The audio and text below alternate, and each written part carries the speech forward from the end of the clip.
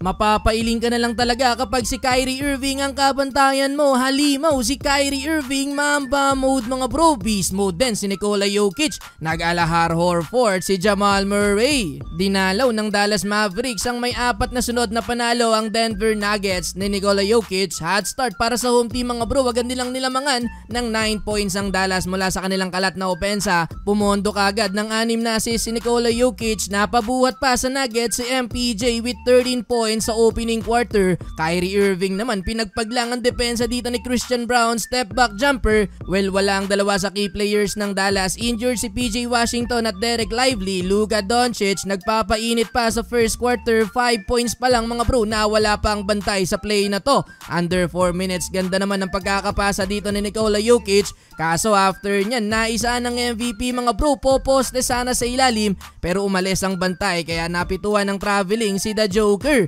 Leading scorer ng Dallas si Kyrie Irving with 7 points. Natapos ang first quarter, lamang ng 6 ang Denver 35-29. Second quarter, ganda ng simula ng Dallas. 5 straight points agad mula kay Luka Doncic pero Russell Westbrook tip shot mula sa kanyang unang basket. Napa-thumbs up naman si Doncic matapos ang magandang assist na to ni Jaden Hardy para kay Dwight Powell. Under 8 minutes, naitabla na ng Dallas ang laban. Aggressive pa din si Russell Westbrook sa play na to mga bro pero nakasagot ng 6 straight points ang Dallas. Kaya nawala na din sa kanilang lead. Fiesta sa ilalim si Daniel Gafford. 14 points na sa first half. Double figure na din si Kyrie Irving with 16 points. At siyang leading scorer ng Mavs mga bro. Kinakain lang ni Uncle Drew ang depensa ng kalaban. Na foul pa sa 3 under last 42 seconds. Halftime, lamang ng 3 points ang Dallas, 63-60. Third quarter, Klay Thompson para simula ng opensa ng Dallas mga bro. Pull-up jumper pero si Kyrie Irving ang hindi mabantayan ng Denver.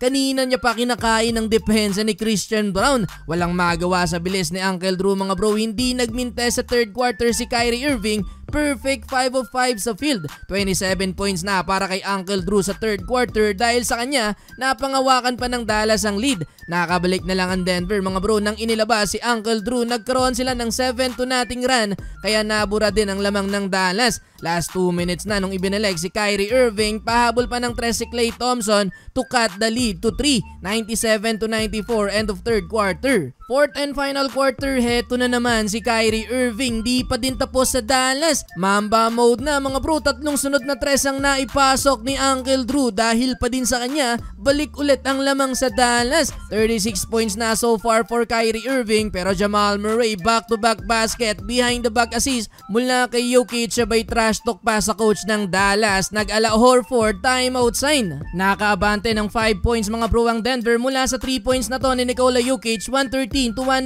Pero Luka Doncic binura ang lamang ng Denver, kumana ng 5 straight points si Doncic. Eto pa mga bro, under 3 minutes, 40 points na para kay Kyrie Irving, back-to-back basket. Lamang ulit ang Dallas, 120-118 last 2 minutes. Pero yun nga lang, nabuta ang tira dito ni Kyrie Irving. Nauwi pa yan sa clutch basket ni MPJ. Sa uli, panaro pa ang Denver Nuggets. Nasayang ang 40-point game ni Kyrie Irving.